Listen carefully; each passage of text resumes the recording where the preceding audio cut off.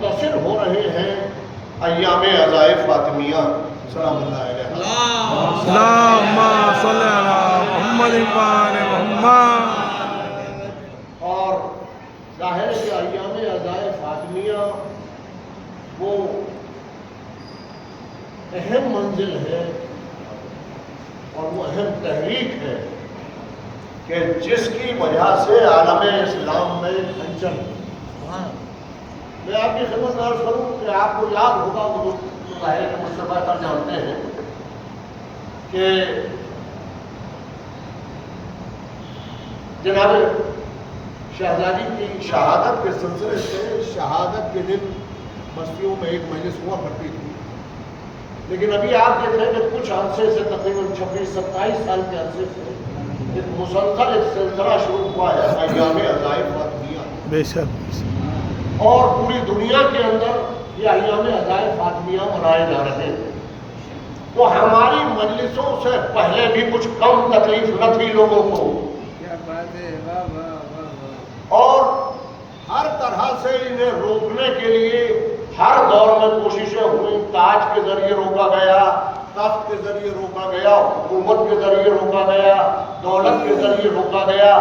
جب تخت نہیں رہے، تاج نہیں رہے، دولت نہیں رہی، لشکر نہیں رہے، حکومت نہیں رہی، تو فتووں کے زور کے اوپر روکنے کی کوشش کی گئی۔ امام غزالی کا وہ فتویٰ بڑا مشہور ہے کہ ذاکر پر ذکر حسین حرام ہے، اور اس کا انہوں نے وجہ بھی بیان کی، کہا اس لیے کہ اس سے بغض صحابہ کو ہیجان پیدا ہوتا۔ اب ہم امام غزالی سے یہ سوال کریں کہ ہم تو ان مجلسوں میں یزید کو قاتل بتاتے ہیں، کیا بات ہے، اور یزید کہیں سے صحابی رسول نہیں ہے۔ واہ واہ واہ، تو اب صحابی رسول نہیں ہے، ان مجلسوں میں یزید کو قاتل امام حسین بتایا جاتا ہے، تو پھر سوال یہ ہے کہ ان مجلسوں سے بغض صحابہ کیسے پیدا ہو گیا؟ بھائی ہم کسی صحابی کو قاتل نہیں بتاتے، ہم تو یزید کو قاتل بتاتے ہیں۔ یزید صحابی رسول نہیں ہے، مگر امام غزالی یہ فتویٰ دیتے ہیں کہ ذاکر پر ذکر حسین حرام ہے، کیونکہ اس سے بغض صحابہ کو ہی جان پیدا ہوتا ہے۔ کیوں؟ اس لیے کہ امام غزالی جانتے تھے کہ جب نوجوان مجلس میں آئے گا اور وہ ذکر شہادت حسین سنے گا تو فوراً وہ یہ پوچھے گا کہ یہ حسین تو نبی کے نواسے تھے، یہ آخر نبی کے نواسے کے ہوتے ہوئے یہ کون پاور میں آ گیا کہ جس نے حسین کو قتل کر دیا؟ کیا بات ہے، یہ کون تھا یزید؟ تو کہا جائے گا کہ اس کو اس کے باپ نے بنایا تھا، تو فوراً اس کا ذہن پھر یہ سوال کرے گا کہ اس کے باپ تو کوئی بہت بڑی شخصیت رہے ہوں گے، اسلام کے لیے ان کی تو بہت خدمات رہی ہوں گی کہ جو اس پوزیشن میں تھے کہ وہ اپنے بیٹے کو اپنے بعد خلیفہ بنا گئے۔ تو جواب ملے گا کہ نہیں، عالم اسلام میں کوئی کارنامہ نہ تھا، یہ تو فتح مکہ کے اوور نائٹ مسلمان تھے۔ واہ واہ واہ واہ، تو فوراً سوال یہ کرے گا کہ جب فتح مکہ کے اوور نائٹ مسلمان تھے تو یہ پاور میں کس طرح سے آئے؟ تو کہا جائے گا کہ ان کو انہوں نے بنایا تھا۔ تو فوراً نوجوان یہ سوال کرے گا کہ ان کو کس نے بنایا؟ تو ان کو کہا جائے گا کہ ان کو ان کی وصیت نے بنایا تھا۔ تو نوجوان فوراً سوال کرے گا کہ جب پیغمبر کو اپنے جانشین کا حق وصیت نہ تھا تو ان کو کیسے حق وصیت ہو گیا؟ واہ واہ واہ واہ، غور کیجیے گا، نوجوان فوراً کہے گا کہ جب پیغمبر کو یہ حق حاصل نہ تھا کہ اپنا خلیفہ بنا جائے، وہ وصیت نہیں کر سکتے تھے، تو انہوں نے ان کے لیے کیسے وصیت کی؟ اچھا ان کو کس نے بنایا؟ تو کہا جائے گا کہ وہ ایک بند کمرے میں کچھ لوگوں کے ذریعے بنائے گئے۔ اب آپ سمجھے کہ بات کربلا سے چلی تھی، ایک بند کمرے تک پہنچی۔ اب تو آپ سمجھے کہ ذاکر پر ذکر حسین کو اس لیے حرام قرار دیا امام غزالی نے کہ کربلا بند کمروں کے دروازے توڑتی ہے۔ کیا کہنے، محمد اللہم صلی علی محمد وآل محمد۔ اللهم صل علی ہماری مجلسوں سے پہلے بھی کچھ کاملیت نہیں تھی لوگوں کی. اب ایام ادائے فاطمیہ جو آ گئے تو انہوں نے کہا یہ شیعوں نے تو ایک اور نئی بدعت ایجاد کر لی. چنانچہ پاکستان کی کورٹ کے اندر سپریم کورٹ میں ایک کیس ڈالا گیا اور وہ کیس یہ تھا کہ بھائی آخر عزاداری کیا واجب ہے کہ سڑکوں پر جلوس نکالے جائیں؟ کیا عزاداری واجب ہے کہ سڑکیں بلاک کر دی جائیں؟ ایسی بڑی مجلسیں ہوں کہ سڑکیں بلاک ہو جائیں. کیا عزاداری واجب ہے کہ لاؤڈ اسپیکر لگا کے تمام شہر کو اپنی تقاریر سنائی جائیں؟ تو چنانچہ پاکستان کی کورٹ میں یہ کیس ڈالا گیا کہ یہ مجلسیں بند ہونا چاہیے کیونکہ یہ واجب نہیں ہے. ہمارے علماء نے اس کا یہ جواب دیا کہ عزاداری اس طرح سے واجب ہے کہ جیسے نماز سے پہلے مقدمہ نماز یعنی وضو واجب ہے کہ اگر وضو نہ ہوگا تو نماز نہ ہوگی. تو جب تک اجر رسالت ادا نہ ہوگا نہ نماز کوئی فائدہ دے گی نہ نماز اور روزہ کوئی فائدہ دے گا. صلوات پڑھیں محمد اللهم صل علی محمد وعلی محمد.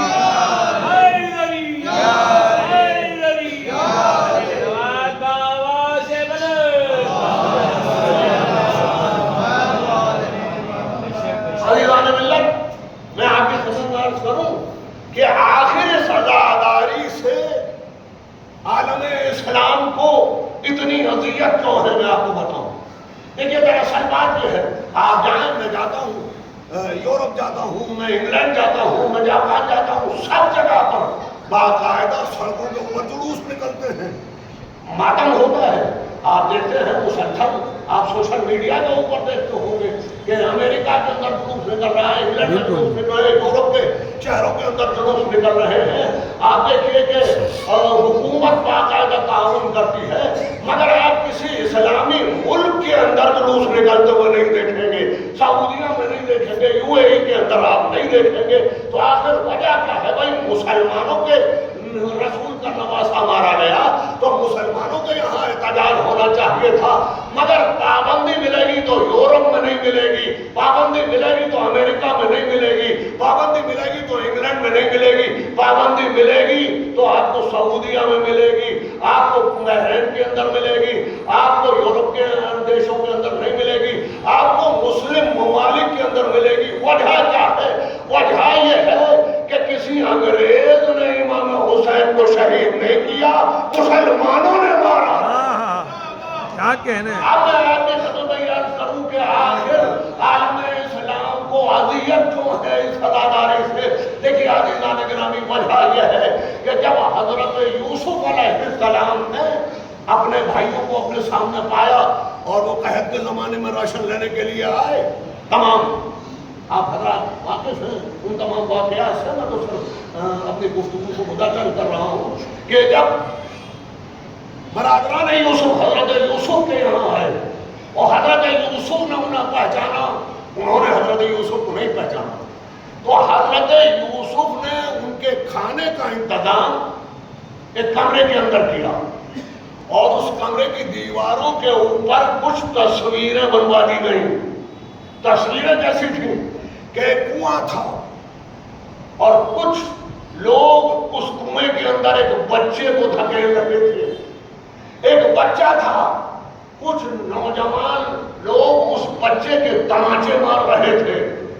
ایک کرتا تھا، کچھ لوگ اس کرتے کے اوپر رنگ ڈال رہے تھے، خون بنانے کی کوشش کر رہے تھے. یہ تمام تصاویر دیواروں کے اوپر بنوا دی حضرت یوسف نے اور اس کے بعد جناب یوسف نے حکم دیا کہ اس کمرے کے اندر لا کر انہیں کھانا کھلایا جائے. چونکہ دسترخوان لگا دیا گیا، برادران یوسف آ کر دسترخوان پر بیٹھے. تو دیکھیے اجنبی کی عادت ہوتی ہے تو وہ ادھر ادھر نگاہ گھما کے دیکھنا کرتا ہے. تو انہوں نے دیکھا کہ سامنے دیواروں کے اوپر تصویریں بنی ہوئی ہیں. اب جو کنویں میں ڈالتے ہوئے انہوں نے دیکھا، اب جو تماچے لگاتے ہوئے دیکھا تو ایک دم گھبرا کر کھڑے ہو گئے کہ لے کہ بادشاہ سے کہو کہ ہمارا انتظام کی پردہ ڈلوا دے، اس لیے کہ ان تصویروں سے ہمیں وحشت ہوتی ہے۔ اب آپ کی سمجھ میں آیا کہ قاتل کو جب اپنی نشانیاں دکھائی دیتی ہیں تو قاتل ہمیشہ مخالفت کیا کرتا ہے۔ یہ وجہ ہے کہ آزاداری کی مخالفت ہوتی ہے۔ صلوات پڑھیں محمد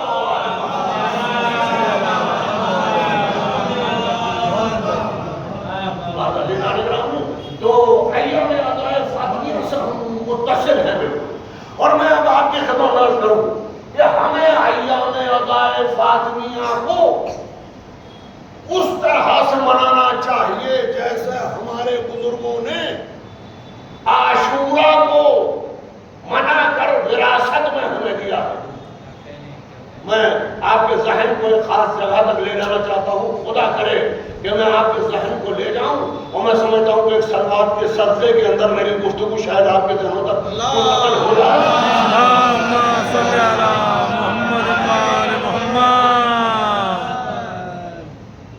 تو عزیزان گرامی، ایام عطائے فاطمیہ کو ہمیں ویسا منانا چاہیے جیسا ہمارے بزرگوں نے وراثت میں ہمیں عاشورہ دیا، جیسے ہم نے عاشورہ کو منایا۔ عاشورہ کو ہم نے کس طرح منایا؟ عاشورہ کو ہم نے اس طرح سے منایا ہے کہ قاتل شام میں چھپا بیٹھا تھا، تیر ہرملہ مار رہا تھا، قاتل یزید کہلاتا ہے۔ بھائی توجہ کیجیے گا کہ قاتل شام میں چھپا بیٹھا تھا، اس سے پہلے بھی قاتل ہمیشہ چھپا رہا۔ ابن ملجم قاتل کہہ رہا، عصری قاتل چھپا رہا، مگر یہ عاشورہ کی برکت ہے کہ قاتل کو بے نقاب کر دیا عاشورہ نے۔ ہم نے عاشورہ کو عاشورہ کی طرح سے منایا تو آج قاتل اتنا ذلیل ہو گیا کہ آج کوئی اپنے بیٹے کا نام یزید نہیں رکھتا ہے، آج کوئی اپنی اولاد کا نام شمر نہیں رکھتا، آج کوئی اپنے پوتے کا نام ہرملہ نہیں رکھتا ہے۔ جو اندر سے ہرملہ ہیں ان کی بھی ہمت نہیں رکھتی ہے کہ وہ بچوں کا نام ہرملہ رکھے، جو اندر سے یزید ہیں ان کی بھی ہمت نہیں ہے کہ وہ اپنے بچوں کا نام یزید رکھے۔ تو یہ عاشورہ کا کمال ہے کہ قاتل اتنا بدنام ہو گیا، اتنا ذلیل ہو گیا کہ آج قاتل کے ماننے والے بھی قاتل کا نام اپنے بچوں کے نام قاتل کے نام پر نہیں رکھتے ہیں۔ یہ عاشورہ کی برکت ہے، یہ عاشورہ کے منانے کا طریقہ ہے کہ ہر ایک زبان تک قاتل کا نام آ گیا۔ حسین کا قاتل یزید ہے، علی اکبر کا قاتل یزید ہے، قاسم کا قاتل یزید ہے، ہر ایک کو نام معلوم ہو گیا کہ یزید قاتل ہے، یزید قاتل ہے، یزید قاتل ہے۔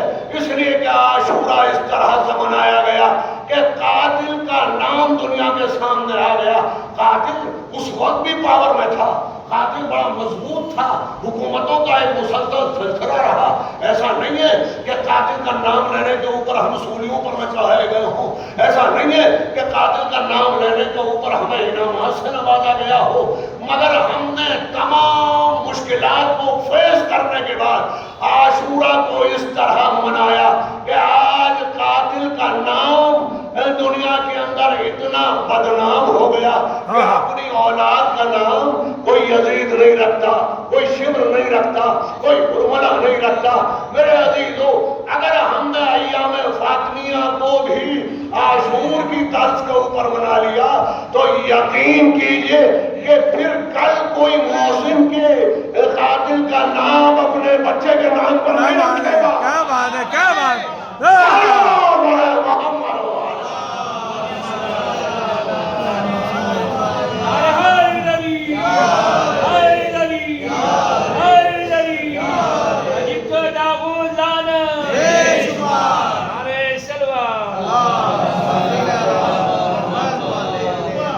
تو کل عاشورہ نے یزید کا گریبان پکڑنا تھا، اب ایام فاطمیہ اپنے آپ کو قاتل محسن کا گریبان پکڑنا ہے۔ ایک بار والے بلند صلوات پڑھیں۔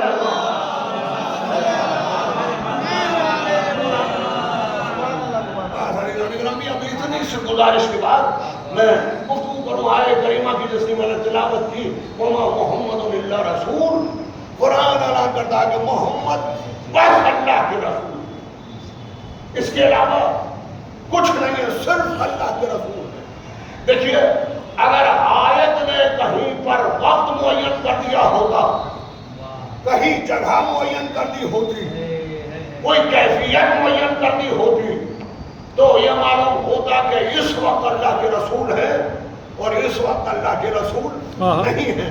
مثلا اگر کہا جاتا کہ جاگتے ہیں تو اللہ کے رسول ہیں، سو جائیں تو اللہ کے رسول نہیں ہیں، اگر مسجد میں ہیں تو اللہ کے رسول ہیں، گھر میں ہیں تو اللہ کے رسول نہیں ہیں، واعظ کرتے ہوں تو اللہ کے رسول ہیں، اگر واعظ نہ کرتے ہوں تو اللہ کے رسول نہیں ہیں، جہاد کرتے ہوئے نظر آئیں تو اللہ کے رسول ہیں، اگر امن کی پوزیشن میں ہوں تو اللہ کے رسول نہیں ہیں۔ مگر قرآن کی آیت نے نہ وقت معین کیا، نہ کیفیت معین کی، نہ جگہ معین کی، تو اس کے معنی یہ ہے کہ محمد اللہ کے رسول ہر وقت ہیں۔ بھئی آیت نے بتا دیا کہ وہ ہر وقت اللہ کے رسول ہیں۔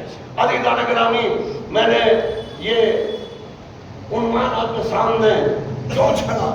اس لیے کہ عالم اسلام کی ایک بہت بڑی اور بڑی معروف شخصیت ہے علامہ شبلی نعمانی۔ انہوں نے ظاہر ہے بڑا معروف نام ہے، چنانچہ انہوں نے لکھا کہ دراصل بات یہ ہے کہ یہ جو پیغمبر ہیں، بعض لوگوں نے تو یہ لکھا کہ جب تک وحی نازل ہوتی ہے تب تک اللہ کے رسول ہیں، اس کے بعد رسالت سے براہ راست کوئی واسطہ نہیں۔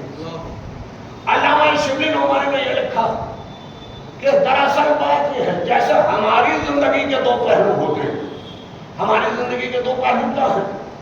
دیکھیے مثلا ایک پروفیسر ہے تو جب تک یونیورسٹی کے احاطے میں ہے پروفیسر ہے، گھر کی چہار دیواری میں جب آیا تو چند بچوں کا باپ ہے، ایک بہن کا بھائی ہے، ایک ماں کا بیٹا ہے، بیوی کا شوہر ہے، اب یہ ذاتی رشتے شروع ہو گئے۔ ایک بیاپاری ہے تو جب تک دکان پر بیٹھا ہوا ہے اس کا جو رشتہ ہے وہ تجارت کا رشتہ ہے، گھر میں آیا تو ذاتی رشتے شروع ہو گئے، وہ بیٹا ہے، وہ باپ ہے، وہ شوہر ہے۔ عزیزان گرامی، ہم میں سے ہر ایک دوہری زندگی جیتا ہے۔ ایک ڈاکٹر ہے، وہ اپنے ہاسپٹل کے اندر ہے، اس کے سامنے ایک مریض لایا گیا بڑی سیریس پوزیشن میں، اور وہ مریض جو تھا وہ مریض تھا کہ جو اس ڈاکٹر کو قتل کرنا چاہتا تھا، مگر اب یہ مریض بن کے آیا۔ اب اس کا فریضہ یہ ہے، پیشے کا فریضہ، کہ اس کی جان بچانے کے لیے یہ اپنے منصب کا استعمال کرے۔ اب ذاتی دشمنی کا وقت نہیں ہے، یہ اس کے پیشے کا تقاضا ہے کہ یہ اس کی زندگی بچائے۔ جب تک ہاسپٹل میں ہے، ڈاکٹر ہے، گھر میں آیا تو ذاتیات کا سلسلہ شروع ہو گیا۔ ایک جج کرسی عدالت پر بیٹھا ہوا ہے اور اس نے کرسی عدالت کے اوپر بیٹھ کر ایک قاتل کو پھانسی کی سزا سنا دی۔ تو ہم نے دیکھا کہ اس قاتل کو پھانسی کے پھندے تک پہنچانے کے لیے حکومت نے جلادوں کا انتظام کیا، حکومت نے پھانسی کا انتظام کیا۔ خدا کرے کہ میں اپنی بات پہنچا سکوں کہ ایک کرسی عدالت پر بیٹھے ہوئے جج نے جب پھانسی کی سزا سنائی تو ہم نے دیکھا کہ پھانسی کی سزا کو عمل میں لانے کے لیے حکومت نے انتظام کیا، تخت اطاعت تک اسے پہنچانے کے لیے حکومت کے سپاہی ایک دم سے ایکٹیو ہو گئے۔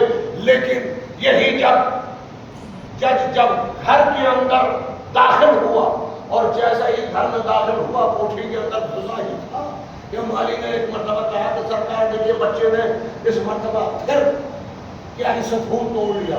تو انہوں نے بہت ناراض ہو کر کہا کہ اب کی مرتبہ اگر یہ پھول توڑے تو کھال کھینچ کے پھس بھر دینا۔ ہم نے دیکھا کہ بچے نے پھول بھی توڑے، گملے بھی توڑے، کیاری بھی تباہ کی، مگر اب جج صاحب کو کہہ کر گئے تھے کہ کھال بھی کھینچنا، بھوس بھی بھر دینا۔ ہم نے دیکھا کہ نہ مالی نے کھال کھینچی نہ بھوس بھرا۔ ہم نے کہا عجیب بات ہے، ابھی یہ شخص ایک زندگی کو موت میں بدلنے کا حکم دے کر آیا تو حکومت نے تختہ دار تک پہنچایا، مگر یہی جج گھر کے اندر کہہ رہا ہے کہ بچے کو سزا دو، مگر مالی کی کیا مجال ہے کہ بچے کو سزا دے دے؟ کہنے لگے کہ ارے آپ سمجھ نہیں رہے ہیں، وہاں جج بول رہا تھا، یہاں باپ بول رہا ہے۔ وہاں منصب کی زندگی تھی، یہاں ذاتی زندگی تھی۔ تو ہم میں سے ہر ایک دوہری زندگی جیتا ہے، ایک منصب کی زندگی ہوتی ہے، ایک ذاتی زندگی ہوتی ہے۔ تو علامہ شبلی نعمانی فرماتے ہیں کہ جیسے ہم دوہری زندگی جیتے ہیں، منصب کی زندگی بھی ہوتی ہے اور رشتوں کی زندگی بھی ہوتی ہے، شبلی نعمانی فرماتے ہیں کہ ویسے ہی پیغمبر کی بھی دوہری زندگی تھی۔ کبھی رسول کی حیثیت سے بولتے تھے، کبھی ذاتی رشتوں کے دباؤ میں بولتے تھے۔ بھائی میری گفتگو اب یہاں سے شروع ہوتی ہے۔ علامہ شبلی نعمانی فرماتے ہیں کہ کبھی بحیثیت رسول کے گفتگو کرتے تھے، کبھی ذاتی رشتوں کے دباؤ میں بولتے تھے۔ اب میرا ذہن پریشان ہوا کہ جب قرآن نے اعلان کر دیا کہ بس یہ اللہ کا رسول ہے اور کچھ نہیں، تو علامہ شبلی نعمانی کی یہ جسارت کیسے ہوئی کہ انہوں نے کہا جیسے ہماری زندگی دوہری ہوتی ہے، پیغمبر کی زندگی بھی دوہری تھی۔ عزیزو جب میں نے بہت غور کیا تو سمجھ میں آیا کہ شبلی نعمانی جس تاریخ کے مورخ ہیں، اس تاریخ کی مجبوری یہ ہے کہ پیغمبر کو دوہری زندگی دلائی جائے، اس لیے کہ اگر صرف رسول کی حیثیت سے سامنے لایا جائے پیغمبر کی زندگی کو تو عالم اسلام میں بس آل محمد نظر آئیں گے، کسی اور کا کوئی مقام ہی نہ ہوگا۔ لہذا شبلی نعمانی نے کہا کہ کبھی رسول کی حیثیت سے بات کرتے تھے، کبھی ذاتی رشتوں کے دباؤ میں بولتے تھے۔ ضروری نہیں ہے کہ اگر بیٹی کے لیے کچھ کہا ہے تو یہ سمجھا جائے کہ یہ رسول کی حیثیت سے کہا، ضروری نہیں ہے کہ نوازوں کے لیے کہا جاتا ہو تو یہ سمجھا جائے کہ یہ رسول کی حیثیت سے کہا۔ بھائی علی سے محبت تھی، ہر ایک چیز کو یہ کہنا کہ یہ بحیثیت رسول کے کہا۔ بھائی بھائی تھے، بچوں کی طرح پالا تھا، لہذا محبت کے رشتوں کے دباؤ میں کچھ باتیں کہہ جاتے تھے، جیسے ہم اپنی اولاد سے محبت کرتے، جیسے ہم اپنی بیٹی سے محبت کرتے، جیسے ہم اپنے بھائی سے محبت کرتے ہیں۔ تو میں علامہ شبلی نعمانی تو اب اس پوزیشن میں نہیں ہے کہ میری گفتگو کو سنیں، مگر میں نے ان کے ہم خیالوں سے سوال کرنا چاہتا ہوں کہ جب رسول جیسی عظیم الشان شخصیت خود کو ذاتی رشتوں کے دباؤ سے آزاد نہ کر سکی تو بھائی جو رسول کی جگہ آ کر بیٹھے ہوں گے انہوں نے خود کو ذاتی رشتوں کے دباؤ سے کیسے آزاد کیا ہوگا؟ جن سے عداوت ہوگی ان کے فضائل کو مٹایا ہوگا، جن سے محبت تھی ان کو بہایا ہوگا۔ واہ واہ واہ واہ واہ۔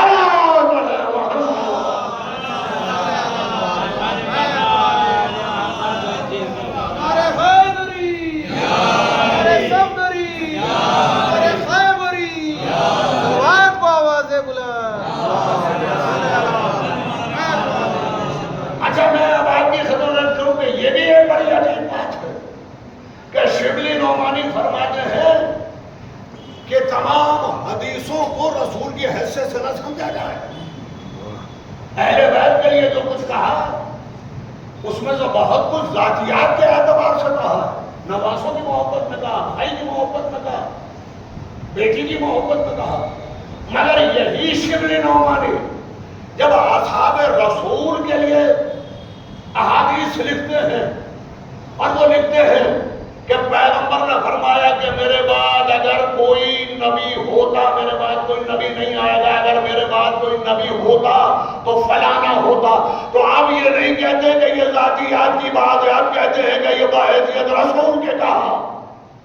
تو اب میں یہ سوال کرتا ہوں کہ جب نبی کے بعد نبی آنا ہی نہیں تھا تو پیغمبر نے کہا کیوں؟ واہ واہ۔ سوال یہ ہے کہ جب نبی کے بعد نبی آنا ہی نہیں تھا تو آخر یہ بھائی یہ لکھنا ادنا کے فلاح کے لیے یہ کہا کہ میرے بعد اگر کوئی نبی ہوتا تو وہ ہوتا. یہ تو ختم نبوت کے عقیدے کے خلاف ہے. کلام ہے محمد. اللہم صلی اللہ بلند صلوات پڑھ دو. اللہم صلی اللہ. آگے تو یہ کوئی نئی بات نہیں ہے کہ جو علامہ شبلی نعمانی نے کہا. ہر دور میں آل محمد کے فضائل کو مٹانے کے لیے ایک بڑی تحریک چلتی رہی. آپ دیکھیں کہ ہر دور کا میڈیا آل محمد کے خلاف کام کرتا رہا. بھائی آپ دیکھیں میڈیا دنیا کا سب سے طاقتور ترین ذریعہ ہے. کم سے کم آج کے دور میں تو آپ میڈیا کی طاقت کو پہچانتے ہیں. ظالم کو مظلوم بنا دے, مظلوم کو ظالم بنا دے. یہ سب میڈیا ہی کا تو کمال ہے. اب سمجھیے کہ میڈیا کا کیا رول ہوتا ہے زندگی کے اندر کہ علی جیسی شخصیت کے ہوتے ہوئے علی سے ہٹ کر لوگوں نے امیر شام کے دروازے پر جانا پڑا. میڈیا کا کمال دیکھیے کہ میڈیا کا کمال یہ ہے کہ جب علی شہید ہو گئے, شہادت کی خبر پھیلی کہ علی مسجد میں شہید ہو گئے, تو شام کے لوگوں نے کہا کہ علی مسجد میں کرنے کیا گئے تھے. یہ سب میڈیا کا کمال ہے نا. ہر دور کے اندر آل محمد کی کردار کشی کی کوششیں ہوتی رہی. چنانچہ مامون رشید کا ہمارا ایک سالوار پڑھنے محمد اللہم صلی اللہ محمد وآل محمد. گفتگو بہت لمبی نہیں ہوگی, مگر میں یہ چاہتا ہوں کہ جتنی دیر گفتگو ہے آپ کے اذہان عالیہ ہم آہنگ رہے, تو ایک ایسی صلوات بھیجیے کہ جو شہزادی کے ان مجلسوں کا حق ہے. ایک باآواز بلند اللہم صلی اللہ محمد وآل محمد. مامون رشید کا زمانہ ہے, اور مامون رشید کے دربار میں یہ بحث چھڑ گئی. کسی طرح سے زیر موضوع یا گفتگو آ گئی کہ مریم زیادہ افضل ہے یا فاطمہ زیادہ افضل ہے. چنانچہ مامون رشید نے اپنے درباری علماء, مامون رشید پڑھا لکھا انسان تھا اور اس کے دربار کے اندر علماء یہ جماعت پوری رہتی تھی. تو جب یہ بحث چلتی رہی لوگوں کے اندر کہ مریم زیادہ افضل ہے یا فاطمہ زیادہ افضل ہے, تو اس نے اپنے علماء سے کہا کہ آپ لوگ کیا کہتے ہیں, آپ بتائیے. تو انہوں نے کہا کہ ہمیں کچھ وقت دیں, ہم کل جواب دیں گے. دیکھیں یہ معرفت کی کمی ہے کہ علماء یہ کہہ رہے ہیں کہ ہم ابھی نہیں بتا سکتے کہ مریم افضل ہے یا فاطمہ افضل ہے. کہ ہمیں کچھ وقت دیں, ہم بتائیں گے. اس سے ایک صلوات پڑھ محمد و آل اللہم صلی اللہ محمد وآل محمد. ہمارے بلند ایک صلوات پڑھ.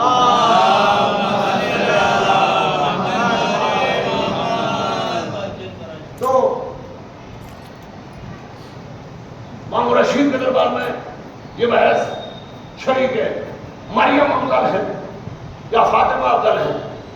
ابھی تو اگر کسی عیسائی کے دربار میں یہ بحث چھڑی ہوتی تو سمجھ میں آتا تھا, مگر مسلمانوں کے یہاں اگر یہ بحث چھڑے اور ان علماء سے معلوم کیا جائے کہ آپ یہ بتائیے, تو یہ سمجھ میں آتا ہے کہ اس زمانے کے حکمرانوں کا اور علماء کا معیار آل محمد کے معاملے میں کیا تھا. تو انہوں نے کہا کہ ہمیں کچھ وقت دو, ہم کل بتائیں گے. چنانچہ انہوں نے کہا ٹھیک ہے, کل گفتگو ہوگی. اگلا دن ہوا, دربار سجا, علماء اپنی جگہ پر آ کر بیٹھے, لوگ اپنی جگہ پر آ کر بیٹھے.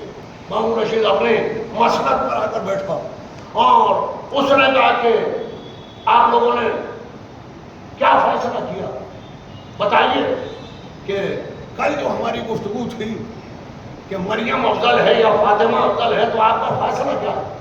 تو سب نے یک زبان ہو کر کہا. اب یہ یک زبان ہو کر کہنا یہ بتاتا ہے کہ کہیں پہلے بیٹھ کر میٹنگ کی ہے اور میٹنگ کر کے ایک فیصلہ کیا ہے. سب نے یک زبان ہو کر کہا کہ دراصل بات یہ ہے کہ فاطمہ کے مقابلے میں مریم کا مقام زیادہ بلند ہے. یہ مسلمانوں کے طرف دربار کی بات ہے مسلمانوں کے علماء کے سامنے علماء گفتگو کر رہے ہیں.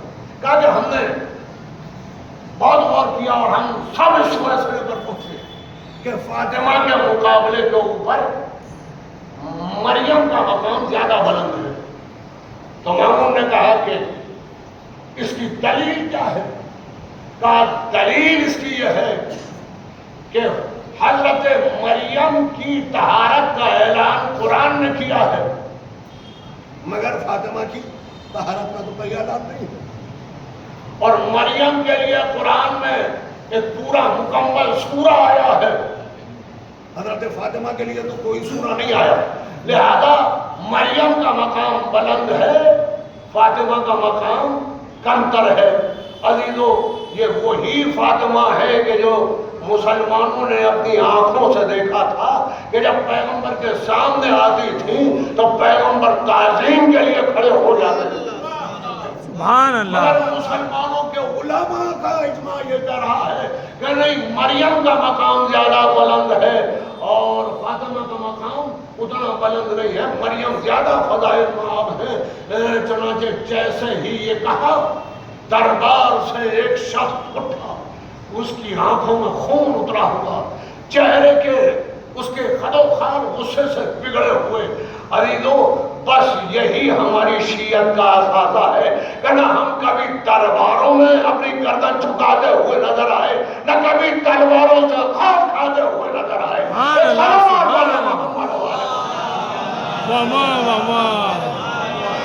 بابا نے بلند صلوات پڑھے.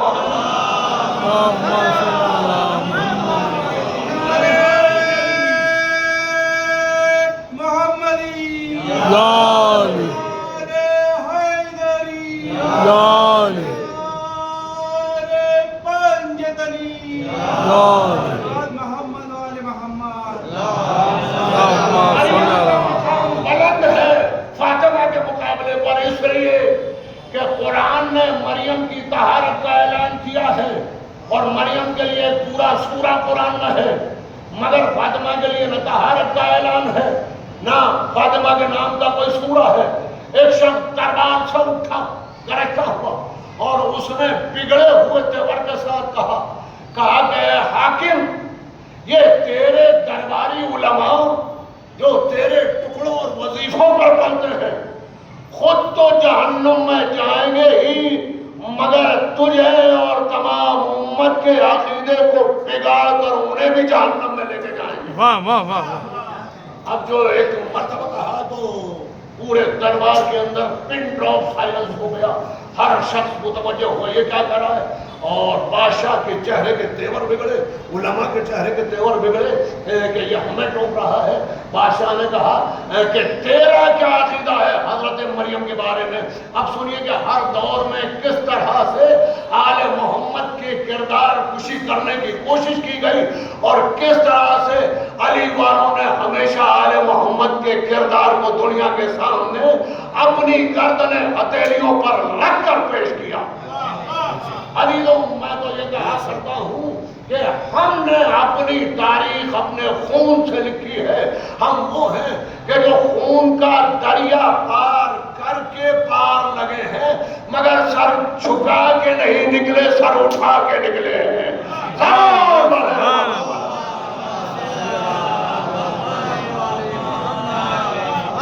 بگڑ کر اس نے کہا کہ یہ تیرے درباری علماء، ان کے عقائد خراب ہیں، یہ تمام امت کے عقائد کو بگاڑنا چاہتے ہیں.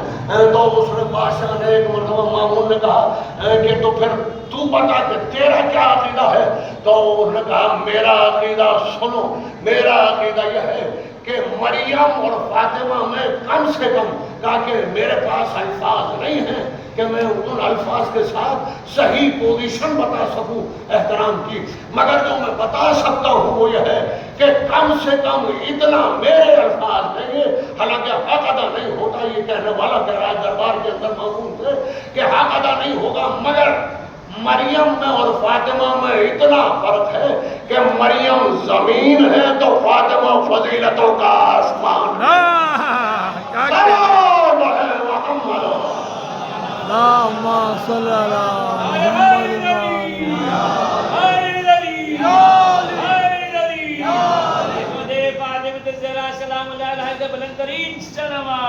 اللهم صل على محمد بس اتنا سننا تھا کہ ایک مرتبہ مامون کا چہرہ غصے سے سرخ ہو گیا. اس نے تلوار نکالی. اس نے کہا کہ یا تو تجھے اپنی بات کو ثابت کرنا ہوگا ورنہ یہ تلوار کی چمچماہٹ دیکھ رہا ہے. اس نے کہا کہ مرنے سے تو کون ڈرتا ہے مگر تیرا بڑا شکریہ کہ تو نے اس دربار میں حضرت فاطمہ کے فضائل بیان کرنے کا موقع عطا کر دیا. کیا بات ہے.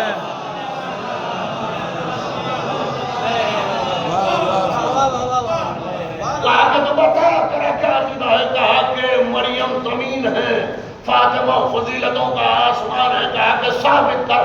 کہا کہ ہاں حاکم سن اور اپنے ان علماء سے کہہ کے غور سے سنیں. کہا سن قرآن میں مریم کے لیے صرف ایک مرتبہ طاہر کے یعنی ان کی طہارت کا اعلان ہوا مگر میری شہزادی وہ ہے کہ ان کے لیے 2 جگہ پر 2 لفظوں کا استعمال ہوا.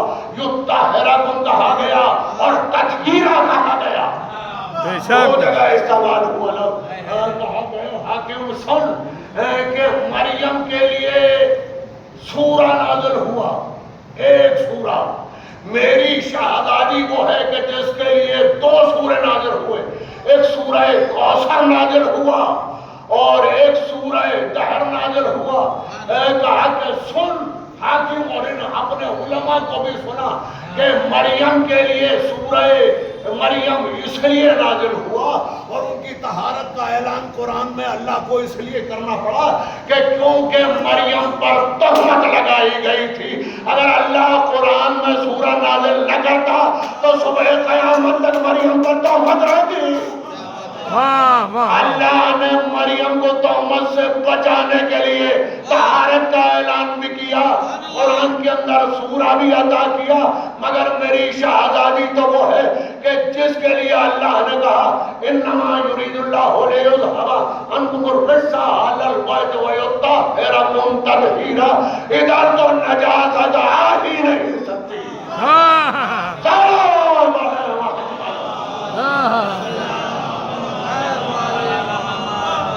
حاکم سن مریم وہ ہے کہ جن کا ایک بیٹا معصوم ہے. فاطمہ وہ ہے کہ جن کے 11 بیٹوں کے معصوم ہونے کے اعلان ہوا. سن حاکم مریم اپنی پرائیویٹ لائف کے اندر تھی. خدا کرے کہ میں اس مکالمے کا حق ادا کرتا ہوں. ایک صلوات پڑھنے محمد و آل محمد. مریم اپنی پرائیویٹ لائف میں تھی حمام میں تھی اور ایسی پوزیشن میں تھی کہ ماں اور بہنوں کو بھی اندر آنے کی اجازت نہیں ہوتی. اپنی پرائیویٹ لائف میں تھی مگر ایسی پوزیشن میں بھی مریم کے پاس فرشتہ آ گیا. مگر میری شہزادی وہ ہے کہ چادر کے نیچے اپنے بچوں اپنے باپ اپنے شوہر کے ساتھ تھی مگر جبریل باہر کھڑا رہا کہ بغیر اذن کے آ جائے. اس لیے کہ میری شہزادی وہ ہے کہ اگر ملک الموت بھی آتا ہے تو دروازے پر تب تک کھڑا رہتا ہے جب تک فاطمہ اجازت نہ دے. اللهم صل على محمد.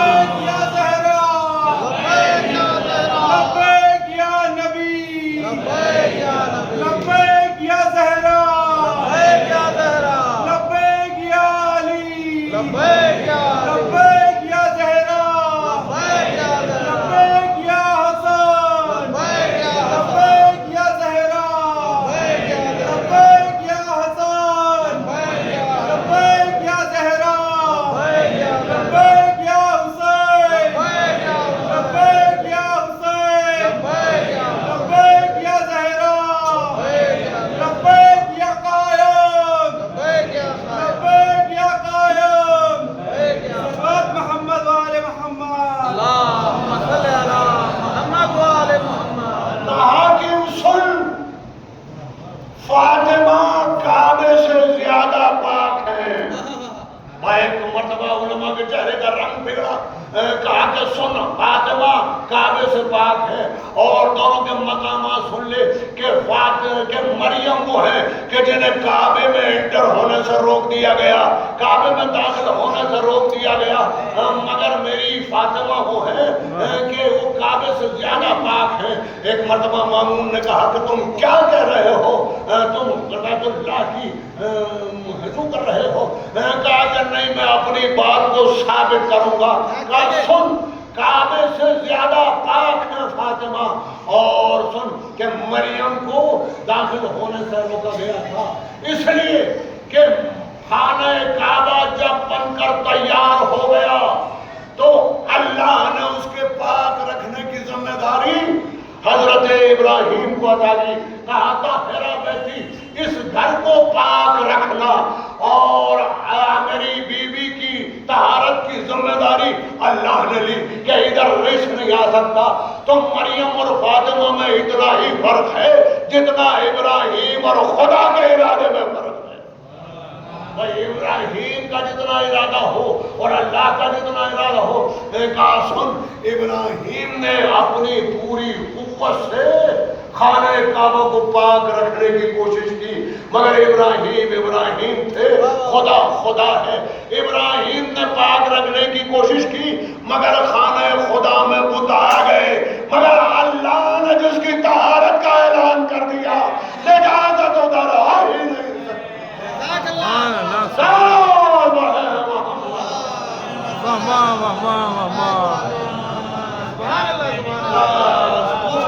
یہاں تک پہنچی تھی کہ ایک مرتبہ مامون نے کہا احسن احسن، بہت خوب بہت خوب، ویری گڈ ویری گڈ، تم نے بڑی اچھی گفتگو کی۔ تو جیسے ہی اس نے یہ کہا کہ بڑی اچھی گفتگو کی اور مامون کے چہرے کا رنگ دیکھا کہ وہ دلائل سے مطمئن ہے، تو ایک مرتبہ کہا کہ اے بادشاہ، اب کیا مجھے بھی حکم ہے کہ میں تیرے علماء سے بھی ایک سوال کر لوں؟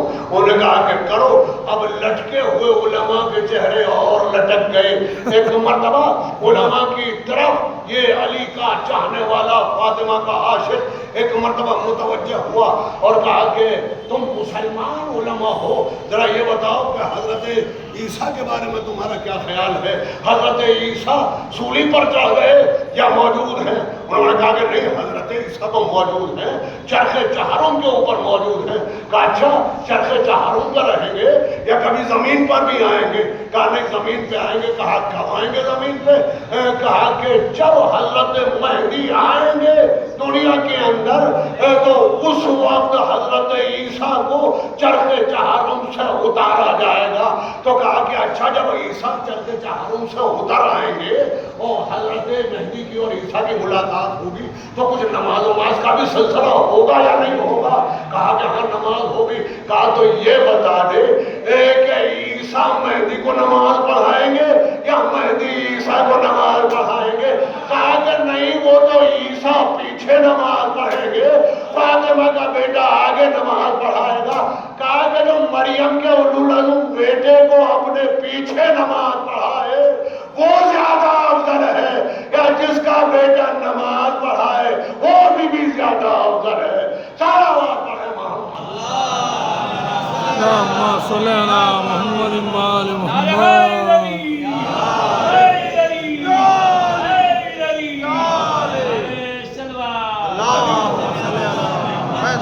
یہ ہر دور کے اندر ہوتا رہا کہ آل محمد کے فضائل کو گھٹانے کی اور مٹانے کی کوششیں حکومتوں کے ذریعے سے ہوتی رہی، اور آج بھی وہ سلسلہ جاری ہے۔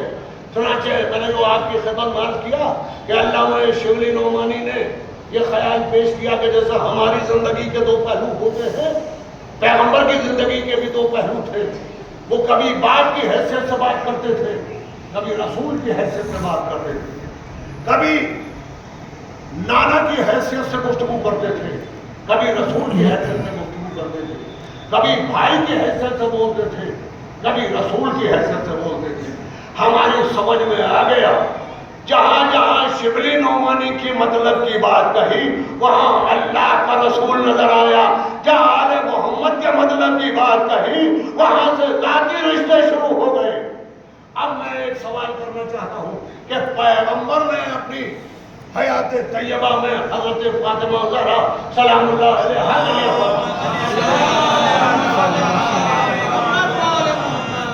ظاہر ہے کہ یہ مخصوص مجلس ہے تو میں اسی سلسلے سے آپ کے سامنے گفتگو کروں کہ پیغمبر نے فرمایا ترمذی شریف کے اندر یہ حدیث موجود ہے. تمام علماء اسلام نے اس کو مستند جان کر لکھا کہ پیغمبر نے فرمایا کہ الفاطمہ بضعۃ منی، فاطمہ میرا ٹکڑا ہے. عزیزو ایک زمانے تک بنی امیہ کے نمکخوار اس حدیث کا یہ ترجمہ کرتے رہے کہ فاطمہ میرے جگر کا ٹکڑا ہے یا فاطمہ میرے دل کا ٹکڑا ہے. اب مجھے عالم اسلام میں کوئی عربی کا بتائے کہ اس میں جگر کا لفظ کہاں ہے، اس میں دل کا لفظ کہاں ہے. بھائی فاطمہ تو بضعۃ منی، فاطمہ میرا ٹکڑا ہے. اگر جگر کا ٹکڑا کہتے تو عربی کے اندر جگر کو کبد کہتے ہیں. کہیں کبد کا لفظ ہے؟ عربی کے اندر دل کو قلب کہتے ہیں، کہیں قلب کا لفظ ہے. پیغمبر نے فرمایا فاطمہ میرا ٹکڑا ہے، جگر کا ٹکڑا نہیں.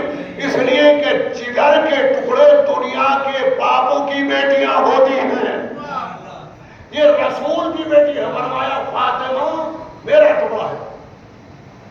من آگاہ ہو فقط آگاہ، جس نے اس کو تکلیف پہنچائی اس نے مجھے تکلیف پہنچائی، اور جس نے مجھے تکلیف پہنچائی فقط آگاہ، اس نے اللہ کو تکلیف پہنچائی، اور جس نے اللہ کو تکلیف پہنچائی فقط کفر ہے، وہ کافر ہے. یہ پیغمبر اسلام کی حدیث ہے. اب میں آپ کی خدمت میں ایک 10 منٹ کے اندر اس حدیث کا تجزیہ پیش کرنا چاہتا ہوں. ایک باوالے بلند صلوات پڑھنا.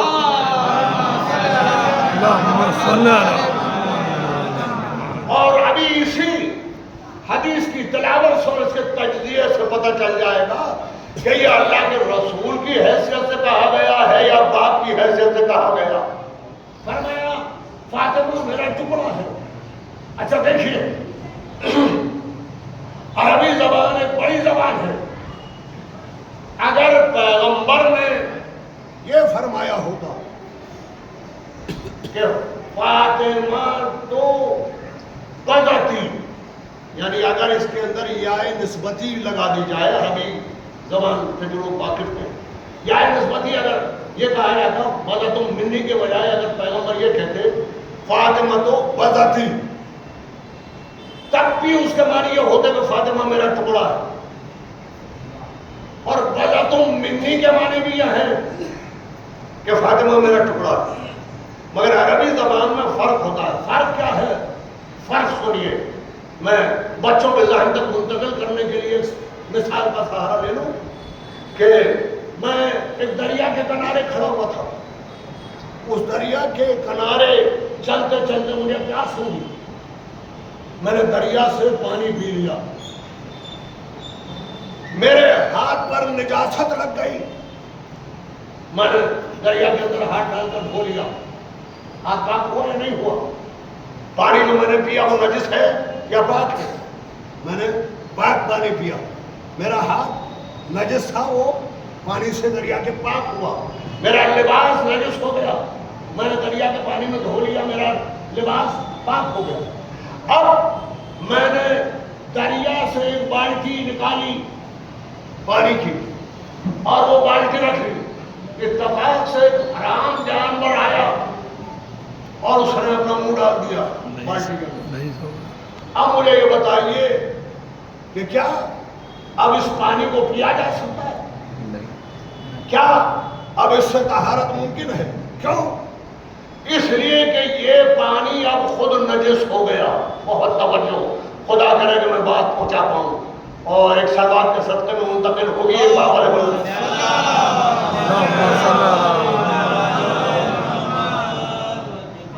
جب تک دریا کے اندر تھا پاک کرنے کی صلاحیت رکھتا تھا، دریا سے نکال لیا تو اگر نجاست آ گئی پانی کے اندر تو خود بھی نجس ہو گیا. فرق دیکھا آپ نے کہ جب تک دریا میں تھا کتنے ہی نجس جانور منہ ڈال جائے مگر پانی پاک ہے. پانی کو نکال لیا تو اب یہ پانی گندا ہو گیا, اب یہ پانی نجس ہو گیا, اب یہ پاک کرنے کے لائق نہیں رہا. تو پانی کا ایک جز نکالا تھا ہم نے, تھا کل میں تھا. دیکھیے اسلام کے اندر کل کے احکامات الگ ہیں, جز کے احکامات الگ ہیں. جب تک دریا میں تھا طاہر تھا, دریا سے نکال لیا نجس ہو گیا. ذرا سا اور اس گفتگو کو آسان کر دو. یہ ہاتھ ہے میرا, یہ میرا جزو بدن ہے, یہ میرا ہاتھ کٹ کر گر گیا. جب تک میرے جسم میں تھا یہ ہاتھ طاہر تھا. جیسے ہی کٹ کے گرا اور ٹھنڈا ہوا یہ مردار کے احکامات کے اندر آ گیا. اب یہ نجس ہے. جسم میرا پاک ہے, ہاتھ کا یہ ٹکڑا نجس ہے. اب عزیزو سنیے کہ کیا فرق ہے اگر پیغمبر بذاتی کہہ دیتے اور بذتم منی. بذاتی کے معنی یہ ہوتے ہیں کہ وہ ٹکڑا جو الگ ہو گیا, بذتم کے معنی یہ ہے کہ وہ ٹکڑا جو میرے اندر موجود ہے. بذاتی کے معنی یہ ہے کہ جس سے میرا تعلق ختم ہو گیا. بذتم کے معنی یہ ہے کہ جس سے میرا تعلق برقرار ہے. عزیزان گرامی, اگر یہ جو میرا ہاتھ الگ ہوا ہے اگر اس کے ٹکڑے ٹکڑے کر دیے جائیں تو میرے جسم کو ایذا نہیں ہوگی. کیوں؟ اس لیے کہ وہ مردار ہو گیا, اب اس سے میرا تعلق نہیں رہا. لیکن اگر یہ میرے جسم کے اندر موجود ہے, آپ نے ایک دھک ماری تو میرے جسم کو تکلیف ہوگی. پیغمبر نے فرمایا کہ فاطمہ میرا وہ ٹکڑا ہے کہ جس نے اسے تکلیف پہنچائی اس نے مجھے ایذا پہنچائی. کیا کہنے ہیں توجہ چاہتا یعنی وہ ہے کہ جس سے میرا رشتہ ایسا ہے جو میرے جسم کا رشتہ ہے اور یہ رشتہ الگ نہیں ہو سکتا. جو اسے ایذا پہنچائے گا وہ مجھے ایذا پہنچائے گا, اور یہ وہ تعلق ہے کہ جس نے مجھے ایذا پہنچائی اس نے اللہ کو ایذا پہنچائی. اب عزیزان گرامی بات میری واضح ہو گئی کہ اگر پیغمبر نے باپ کی حیثیت سے کہا ہوتا تو نہ اللہ کو ایذا ہوتی اور نہ کوئی دینے والا کافر ہوتا, مگر یہ رسول فرما رہے ہیں کہ جس نے مجھے ایذا دی اس نے اللہ کو ایذا دی. اللہ کو ایذا دینے والا کافر ہے. یہ ہے وہ مقام حضرت فاطمہ کہ عالم اسلام میں کسی کو یہ مقام حاصل نہیں ہے. ایک صلوات پڑھیں محمد و اللہم صلی علی محمد و آل محمد.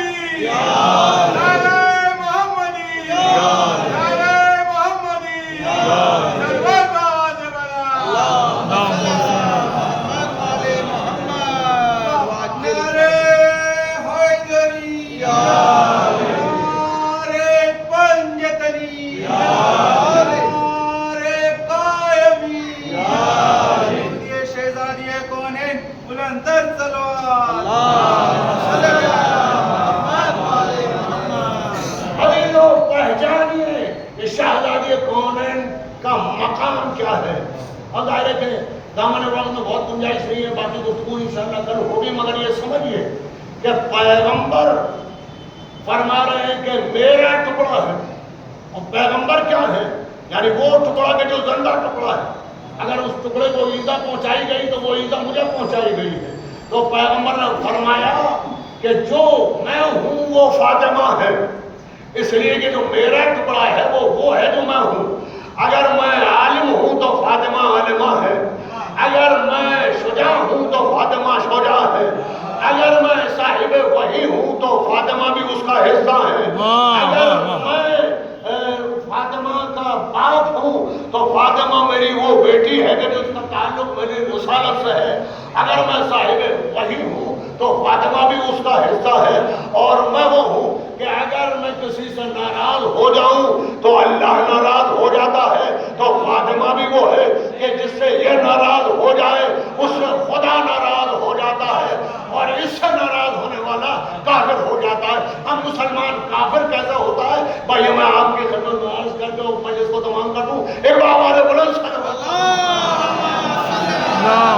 صل علی محمد وآل محمد. صاحب کی خطوں سے پڑھیے تو اس حدیث کو اپنی منزل تک پہنچا دوں کہ مسلمان کافر کیسا ہوتا ہے، کافر کیسا ہوتا ہے. پیغمبر کی اس حدیث کو کس طرح سے ثابت کیا جائے. جب پیغمبر اسلام کے بعد حالات بدل گئے اور شہزادی ملول ہو کر اپنے گھر کے اندر بیٹھ گئے تو ایک مرتبہ حاکم کی طرف سے پیغام آیا کہ یا علی ہم فاطمہ سے گفتگو کرنا چاہتے ہیں، ہم فاطمہ سے مسئلہ حل کرنا چاہتے ہیں. اگر علی منع کر دیں تو اگر علی نے منع کر دیا ہوتا تو آج تاریخ یہ لکھتی کہ وہ تو رحمت للعالمین کی بیٹی تھی، ہم چاہتے تو فاطمہ ہمیں معاف کر دیتی، مگر یہ تو علی بیچ میں دربار من کر آ گئے. علی نے یہ موقع نہیں آنے دیا. تو حضرت علی نے کہا کہ ٹھیک ہے میں حضرت فاطمہ سے معلوم کر لوں. حضرت فاطمہ نے کہا کہ ٹھیک ہے اگر آپ چاہتے ہیں تو کہیے کہ وہ نہ آئے وہ دوسرا حاکم آ جائے. چنانچہ حضرت پیغمبر اسلام کے جانشین حضرت علی نے یہ پیغام پہنچایا کہ آپ اکیلے آ سکتے ہیں. بھائیو میں یہ کہنا چاہتا ہوں کہ اگر حضرت فاطمہ کو بات نہیں کرنی تھی، حضرت فاطمہ کو کلام نہیں کرنا تھا تو حضرت فاطمہ نے بلایا کیوں؟ جب اتنی شدت کی ناراضگی تھی کہ صحیح بخاری شریف میں یہ آپ کو مل جائے گا کہ حضرت فاطمہ نے کہا کہ میں نماز میں تمہارے لیے بد دعا کروں گی. تو آپ مجھے یہ بتائیے کہ اس شدت کی ناراضگی میں حضرت فاطمہ کہہ سکتی تھی کہ میں تو بات نہیں کروں گی، مگر حاکم نے کہا، علی نے اپنی طرف سے منع نہیں کیا. حضرت فاطمہ کو پیغام پہنچا دیا. حضرت فاطمہ نے کہا کہ ہاں بلا لیجئے گفتگو ہو جائے گی. چنانچہ پردہ ڈالا گیا. ایک حکمت ہے شہزادی کی، بہت بڑی حکمت ہے بلانے میں. پردہ ڈالا گیا. حاکم نے آ کر سلام کیا. بھائی تاریخ شاہد ہے، تاریخ شاہد ہے، ہماری تاریخ نہیں، ہر تاریخ میں ملے گا کہ آنے والے نے سلام کیا مگر بی بی نے جواب سلام نہیں دیا. بھائی جواب سلام نہیں دینا تھا تو بلایا کیوں تھا بی بی؟ کہا کہ سنو میرے بابا نے کہا تھا کہ جس نے مجھے ایذا پہنچائی اس نے میرے بابا کو ایذا پہنچائی، جس نے بابا کو ایذا پہنچائی اس نے اللہ کو ایذا پہنچائی، جس نے اللہ کو ایذا پہنچائی وہ کافر ہو گیا. تو مجھے ثابت کرنا ہے ایک مسلمان کافر کیسے ہوتا ہے. آنے والے نے سلام کیا، حضرت فاطمہ نے جواب نہیں دیا. بھائی سلام کرنا سنت ہے، جواب دینا واجب ہے. ہر مسلمان پر واجب ہے کہ سلام کا جواب دے، مگر مسلمان کو واجب ہے کافر کو جواب دینا واجب ہے. شہزادی نے بتا دیا کہ اس کے چہرے پر جو اسلام کی نقاب ہے وہ میں سلام کا جواب نہ دے کر نہ چلوں گی.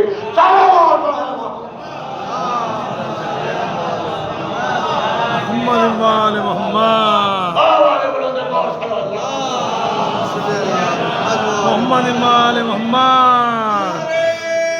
تکبیر، اللہ اکبر، رسالہ یا رسول اللہ، حیدری کے شہزادی کونین بلندتر تلوار. اللہم صلی علی محمد وآل محمد. تو آپ تاریخ کا مطالعہ کیجیے. پیغمبر اسلام کے پاس میں ایک شخص آیا اور اس نے آنے کے بعد 2 بچوں کو لے کر آیا اور آنے کے بعد میں اس نے کہا کہ حضور مجھے ایسا شبہ ہے کہ یہ بچے جو ہیں یہ طاہر ولادت کے نہیں، مجھے نہیں لگتا کہ یہ بچے میرے. پیغمبر نے کہا کہ بٹھاؤ. ان کو بٹھایا اور اس کے بعد حضرت سلمان سے کہا کہ حسنین کو بلا کے لاؤ. حضرت سلمان گئے، حضرت امام حسن اور امام حسین علیہ السلام کو بلا کر لائے. جیسے ہی حضرت امام حسن اور امام حسین داخل ہوئے یہ دونوں بچے حسنین کو دیکھتے ہوئے کھڑے ہو گئے. جیسے ہی کھڑے ہوئے فوراً پیغمبر نے کہا کہ اطمینان سے گھر چلا جا، ان کی ولادت نجس نہیں ہے۔ اس نے کہا کہ ابھی تو ثابت ہی نہیں ہوا، کیسے؟ آپ نے فرما دیا کہ ان کی ولادت نجس ہے، کہا کہ تم نے دیکھا نہیں ہے کہ جیسے ہی حسن و حسین آئے کہ احترام کے اندر کھڑے ہو گئے۔ ارے جب معصوم کے احترام کو کھڑا ہو جائے اس کی ولادت نجس نہیں ہو سکتی، اور جو احترام کے بغیر بیٹھا رہے یقیناً اس کی ولادت سبحان اللہ۔ تاریخ کے تمام واقعات کو ملاحظہ فرمائیے۔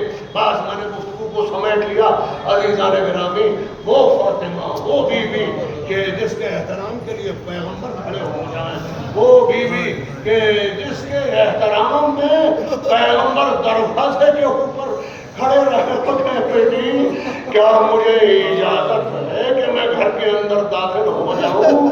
اور حضرت فاطمہ رویا کرتی تھی، حضرت فاطمہ روتی تھی، کہا بابا یہ تو آپ کا گھر ہے، آپ کیوں اجازت مانگتے ہیں؟ تو پیغمبر فرماتے تھے کہ اللہ کا حکم یہ ہے کہ جب تک فاطمہ اجازت نہ دے دے میرے پیغمبر گھر کے اندر قدم نہ رکھنا۔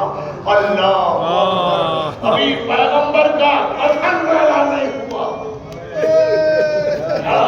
انقلاب زمانہ آ گیا۔ کیا انقلاب زمانہ آ گیا کہ حضرت فاطمہ یہ بیان کرتی ہوئی نظر آتی ہے، بابا آپ کے بعد مجھ پر وہ مصیبتیں پڑی ہیں کہ اگر روشن دنوں تو سیاہ راتوں کے اندر تبدیل ہو گئے بابا۔ اے بابا ارے آپ نے تو اچھی طرح دیکھا ہے کہ آپ کبھی گھر میں اذن کے بغیر نہ آتے تھے۔ اے بابا آپ کو تو معلوم ہے کہ ملک دروازے پر جب تک کھڑا رہتا تھا جب تک میں اجازت نہ دوں۔ بابا آپ کی امت نے یہ ظلم کیا کہ امت والے گھر کے اندر آ گئے۔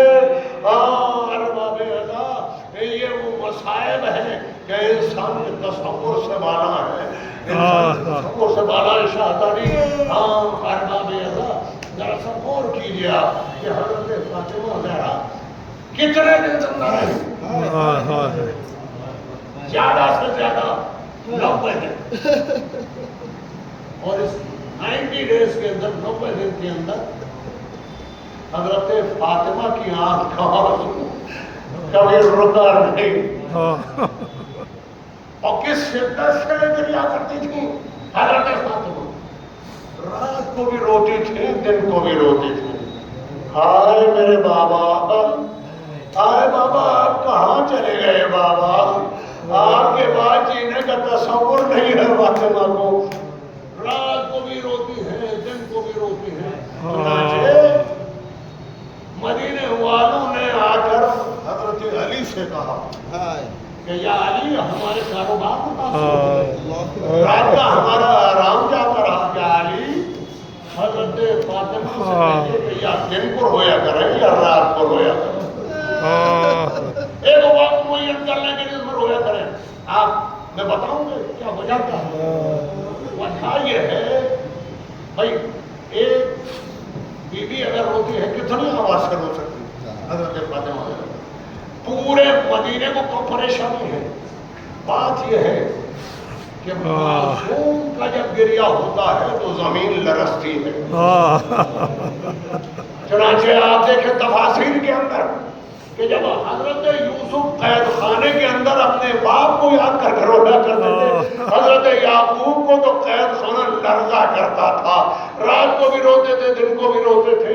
تو قیدیوں نے آ کر کہا کہ ایک وقت معین کر لو، یا رات کو رو لیا کرو یا دن کو رو لیا کرو، اس لیے کہ تم روتے ہو تو زمین لرزتی ہے، ہمارا آرام جاتا رہتا ہے۔ ارے اہل مدینہ کو اصل میں معلوم تھا کہ رسول کی بیٹی روتی ہے تو زمین کانپتی ہے، روضہ رسول کانپتا ہے۔ اے یا علی فاطمہ یا رات کو رو لیا کرے یا دن کو رو لیا کرے۔ جناب فاطمہ کو آ کر پیغام جب سنایا تو مولا کائنات سے کہا کہ اہل مدینہ سے کہہ دو کہ میں بہت زیادہ دن رہنا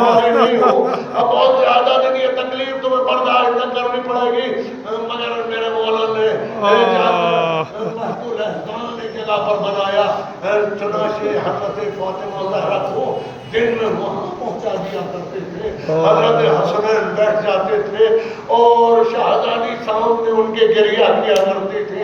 اذان میں دن بھر گریہ کرتی تھی. رات کو حضرت علی جا کر لے آیا کرتے تھے. ہاں ارباب اعلیٰ، میں نے یہ آپ کے سامنے تاریخ پڑھی کہ اہل مدینہ کو حضرت شہزادی کے رونے پر اعتراض ہوا تو یہ اہتمام کر دیا علی نے کہ جنت البقیع کے پیچھے لے جا کر ایک کمرہ بنا دیا کہ جہاں پر حضرت فاطمہ بیٹھ کر گریہ کرنے لگے. حضرت فاطمہ کے لیے بیت العظام بنا دیا گیا. میں کہوں گا شہزادی ابھی دن بڑے غنیمت ہے، آپ کو روکا تو جا رہا ہے مگر تماچے لگائے نہیں جا رہے ہیں، تازیانے نہیں مارے جا رہے. اے بیوی، ایک بیٹی ایسی بھی ہے کہ جو اپنے باپ کو روئی تو آگے بڑھ کے تماچے لگائے گئے، تازیانے مارے گئے، کوئی روکنے والا نہ تھا، کوئی اہتمام کرنے والا نہ تھا. میں کہوں گا بیوی آپ نے بابا کی جدائی کا غم برداشت کیا، معمولی غم نہ تھا.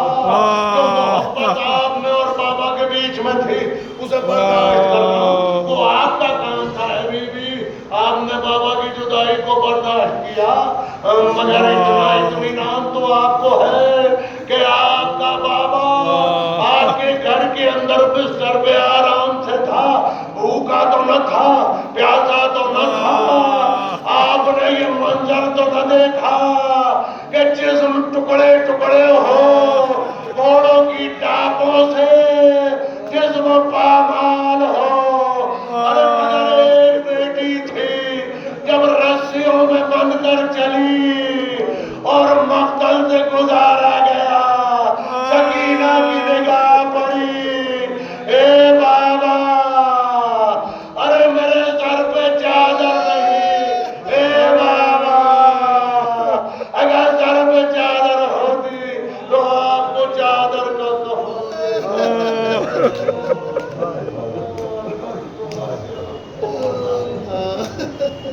امام زمان علیہ السلام وارث ہماری تعزیت کو قبول فرمائے. یا امام زمان علیہ السلام، ٹوٹی ہوئی پسلیوں کا درد آپ کے لیے برداشت کرنا آسان نہیں ہے. وہ جملہ شہزادی کا زندگی بھر ماتم کے لیے کافی ہے کہ جب وصیتیں کر رہی تھی جناب فاطمہ، جب ساری وصیتیں کر رہی تو تاریخ کے اندر ایک جملہ ملتا ہے، ساری وصیتیں کرنے کے بعد ایک جملہ کہا کہ یا علی مجھے یہ بتائیے کہ کیا میں نے زندگی میں کبھی جھوٹ بولا ہے؟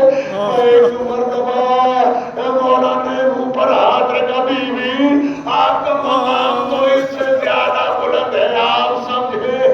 ارے ٹوٹی ہوئی پسلیوں کا درد اتنا نہ تھا جتنا دربار میں جھنڈلائے جانے کا درد تھا. اے بابا، آپ کی امت نے